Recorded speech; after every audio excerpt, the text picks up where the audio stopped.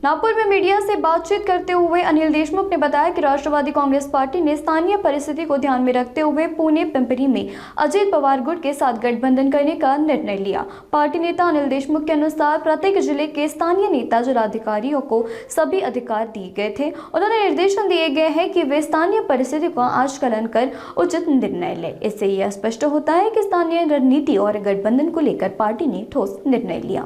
असं आहे की आमच्या पक्षातर्फे जे प्रत्येक जिल्ह्यातील स्थानिक नेते आहेत, त्या जिल्ह्याचे अध्यक्ष आहेत, बाकी पदाधिकारी आहेत, त्यांना सर्व अधिकार देण्यात आले होते की त्यांनी स्थानिक परिस्थिती पाहून, त्या जिल्ह्याची स्थानिक परिस्थिती पाहून त्यांनी योग्य तो निर्णय घ्यावा असे त्यांना सूचना देण्यात आल्या होत्या।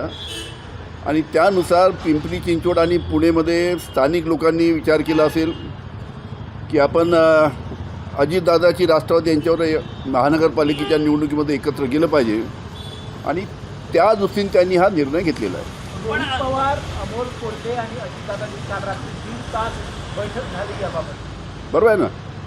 तर शेवटी त्यांनी निर्णय घेतल्यानंतर, स्थानिक पदाधिकाऱ्यांनी निर्णय घेतल्यानंतर आमचे काही नेते तिथे जागा वाटपासाठी गेले असणार की आम्ही किती लढवणार, तुम्ही किती लढवणार, त्याचा निर्णय लवकरात लवकर होईल।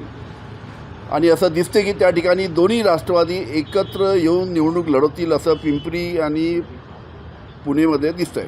पण हा जो पिंपरी चिंचवड आणि पुणे पुरतं मर्यादित चित्र आहे, तो राज्याचे लार्जर स्पेक्ट्रम मध्येही व्हावं असं पण अनेक दोन्ही बाजूनी पदाधिकाऱ्यांना वाटतंय। असं आहे, मी पहिले सांगितलं, ज्या ज्या जिल्ह्याची जी राजकीय परिस्थिती आहे त्यानुसार पदाधिकारी निर्णय घेतील।